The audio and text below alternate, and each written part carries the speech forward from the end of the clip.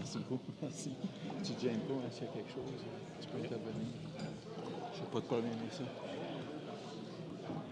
Ça va?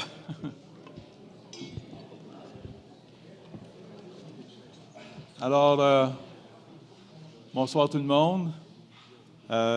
Merci à vous tous d'être présents ici et ceux qui sont en virtuel. Donc, on va débuter la séance. Donc, au point 1, c'est ouverture de la séance et vérification du quorum. Donc, nous avons le quorum ce soir.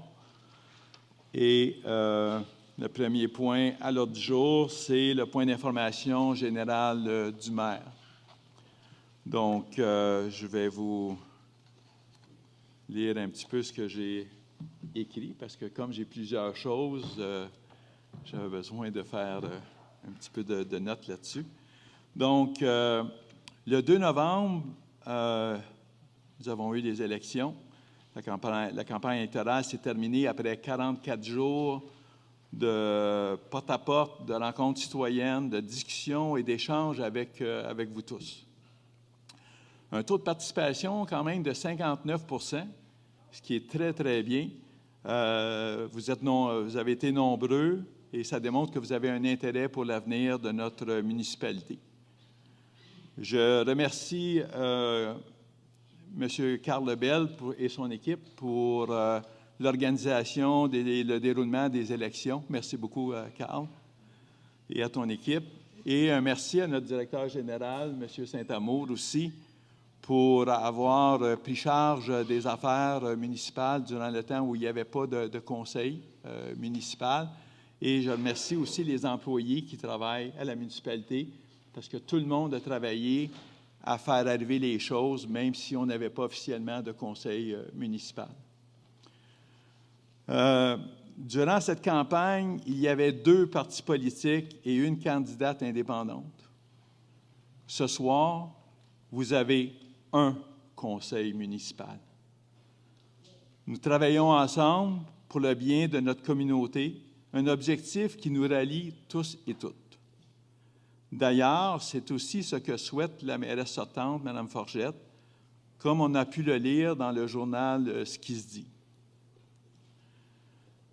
Je tiens à remercier tous les candidats et candidates qui se sont présentés lors de la dernière élection et je félicite les candidats et candidates qui ont été élus.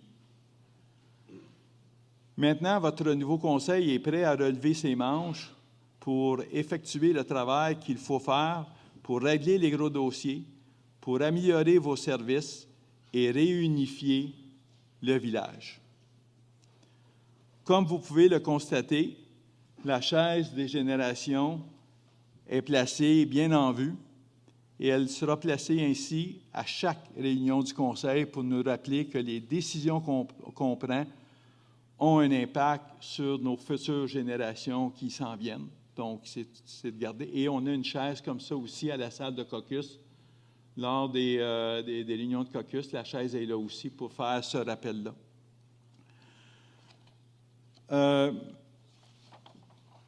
Depuis notre élection, le 2 novembre dernier, il y a beaucoup de choses qui se sont passées. Je peux vous le dire, là, c'était assez effréné. On est parti sur des chapeaux de roue en partant. Et c'est à cause de la période dans laquelle on est, quand on arrive à l'automne, comme ça aussi, là. Donc, la première, le jour 1, naturellement, on a répondu aux courriels, aux appels téléphoniques des citoyens qui nous ont félicités, les gens d'affaires, les organismes, les députés et autres qui nous ont envoyé des félicitations. J'ai aussi eu des discussions cette journée-là avec le directeur général et le directeur général adjoint pour commencer à fixer des dates de travail. Après ça, je me suis pris une grosse journée de congé. Question de refaire un peu l'énergie. Donc, ça a été ma journée de repos. Et après ça, on a eu des rencontres qui ont commencé. Donc, le 6, le 10 et le 14 novembre, nous avons eu des rencontres de mise à niveau des grands dossiers. Et j'ai profité de cette occasion-là, de ces réunions-là, pour donner les premières orientations que nous voulions voir. Le premier point, c'est la transparence. Nous avons demandé à ce que la transparence au travers de toute la municipalité. Donc, quand on travaille au niveau de la transparence, de donner les informations. Transmission d'informations à tous les conseillers de 72 heures avant les rencontres. Les ajouts à l'ordre du jour, à la dernière minute, seulement s'il y a vraiment des cas d'urgence. Amélioration du service de clientèle à faire. Donc, c'est quelque chose qu'on va mettre en place graduellement. C'est via une politique qui va être écrite, qui va inclure des délais pour répondre aux courriels des citoyens, un délai pour répondre aux appels que les citoyens nous placent à l'hôtel de ville, pour avoir aussi une procédure de suivi avec eux. Si des citoyens viennent à l'hôtel de ville, il y aura un employé qui va les rencontrer. De plus, nous mettrons en place un sondage d'appréciation du service qui sera reçu. Si on veut améliorer le service, bien, ça prend ce genre de sondage-là. Et aussi, j'ai demandé d'être en mode aide lors des demandes de permis ou de projets. Donc, s'il y a des projets ou les demandes de permis, il y a des choses pas claires, on va vraiment aider les citoyens pour qu'ils comprennent ce qu'ils ont besoin de plus pour faire arriver leur projet ou obtenir leur permis. Le vendredi 7 novembre a eu lieu la sermentation pour tous les membres du conseil. Donc, ça fait 11 jours qu'on a été assermentés. Dans le dossier de la Sapinière, nous avons reçu une mise en demeure pour accélérer le processus. Processus pour le paiement du montant provisionnel qui est prévu à la loi, qui doit être versé. Donc, et on sait que l'évaluation était à 2,6, donc c'est 70 du 2,6 millions qu'on doit verser. Le délai était jusqu'au lundi 10 novembre, 17 heures. Nous n'avons pas cet argent-là pour payer ce montant-là. Donc, nous allons procéder par un règlement d'emprunt qui sera adopté ce soir. Pour éviter des procédures judiciaires, nous avons eu des échanges avec l'autre partie pour trouver une solution pour éviter de se rendre dans ces procédures judiciaires-là. Donc, nous les avons contactés, on a discuté, et finalement, je pense qu'on a des pistes de solutions qui vont éviter d'aller en procédure judiciaire. C'est d'ailleurs ce que je m'étais engagé durant la campagne électorale, qu'on limiterait les frais d'avocat, on s'assoirait et on négocierait, on se parlerait pour trouver des solutions. Et c'est ce qui est en train de se produire actuellement. Donc, comme je disais tantôt, le montant provisionnel, on va le voir tantôt, est environ à peu près de 1,9 million qu'on va devoir verser selon la loi d'expropriation. Ce n'est pas une option, c'est quelque chose qu'on doit suivre, qu'on doit faire. C'est une première étape, et par la suite, il y a une deuxième étape qui s'en vient, qui va être le règlement de l'expropriation totale. Encore là, ça va demander des discussions, ça va demander de trouver des solutions pour arriver à une entente sans aller en cours et avoir des procédures encore avec des avocats. Le 14 novembre, j'ai eu une mise à niveau complète avec l'avocat au dossier de la Sapinière, Maître Gladu. Donc, c'était fort intéressant. Ça m'a permis vraiment de me remettre à la bonne place. J'ai aussi le même genre de rencontre à venir avec les évaluateurs qu'on a au dossier. Donc, M. Bisaillon de la FIMALTUS devrait me faire une mise à jour pour que je puisse être vraiment en bonne position pour comprendre le dossier. Excusez-moi 2 petites secondes. On a aussi procédé à l'embauche d'une firme d'urbanisme, donc la firme BC2, pour justement être capable d'être au dossier et pouvoir faire les discussions futures à venir. Donc, c'est quelque chose qui a été fait. On a eu notre premier caucus le mardi 11 novembre. Le caucus qui s'est déroulé dans un climat d'ouverture, de respect et de volonté de bien servir les citoyens et les citoyennes.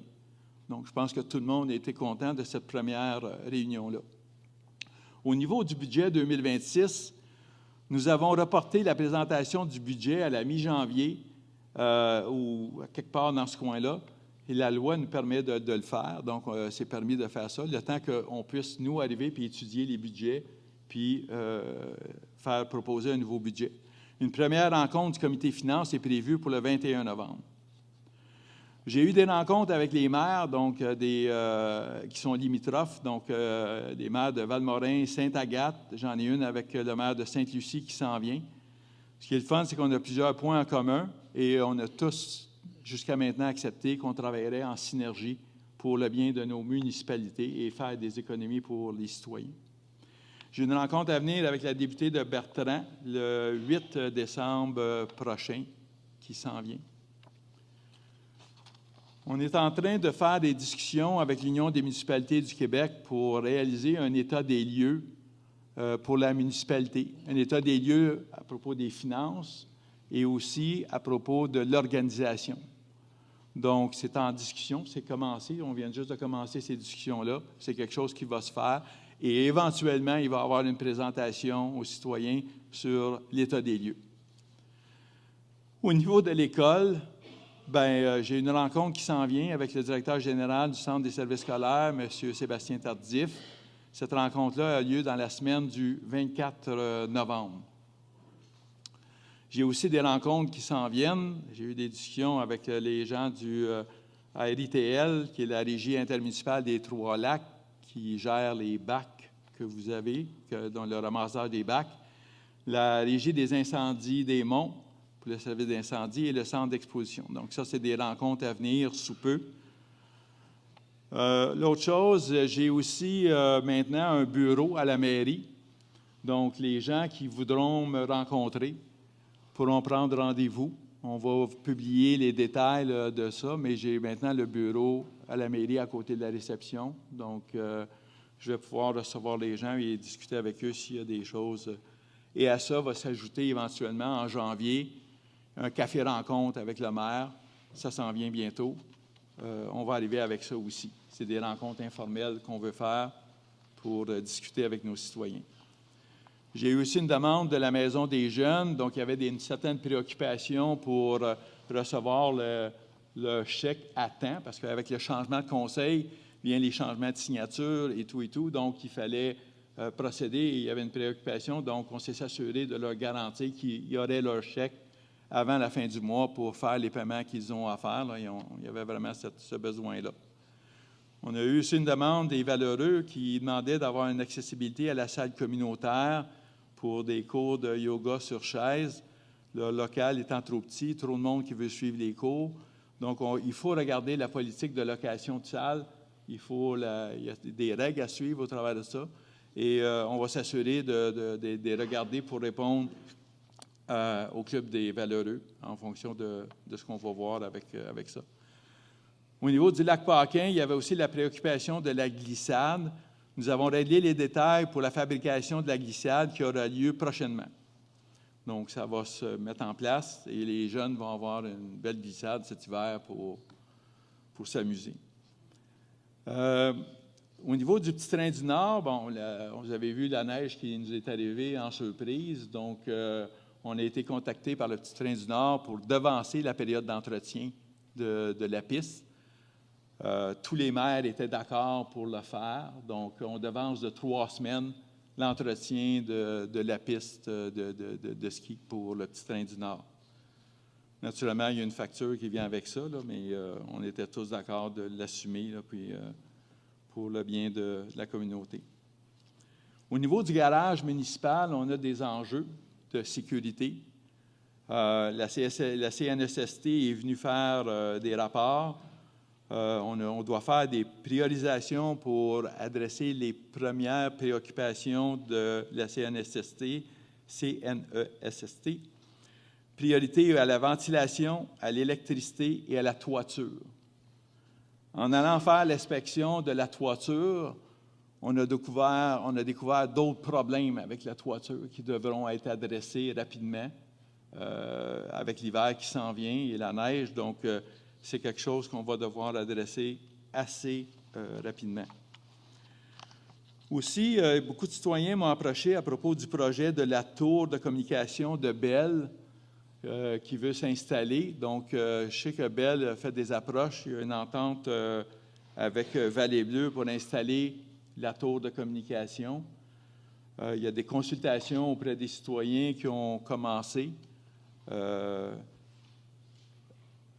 loi et la CRTC obligent, on ne peut pas empêcher Bell de s'installer. Mais on peut apporter des suggestions, des améliorations pour le bien de la communauté. Puis, on a déjà commencé à recevoir des commentaires des citoyens à propos de cette tour-là. Hier, on a eu une rencontre de formation à la MRC pour les maires et les maires suppléants. Donc, ça a eu lieu. Je veux dire que c'était une journée assez bien remplie avec un cartable un peu épais comme ça. Mais c'était fort instructif comme journée. Et je termine ce premier mot du maire en vous informant que nous avons posé 2 gestes pour démontrer notre transparence. Le salaire des élus sera maintenant affiché sur le site de la municipalité. Donc, vous allez pouvoir voir les salaires que les élus reçoivent. Et les résolutions ce soir seront projetées en haut. Naturellement, notre directeur général va en faire un résumé, mais les gens qui veulent voir la résolution au complet, bien, elle va être affichée ce soir. Sans plus tarder, bien, passons à l'ordre du jour de la séance de ce soir.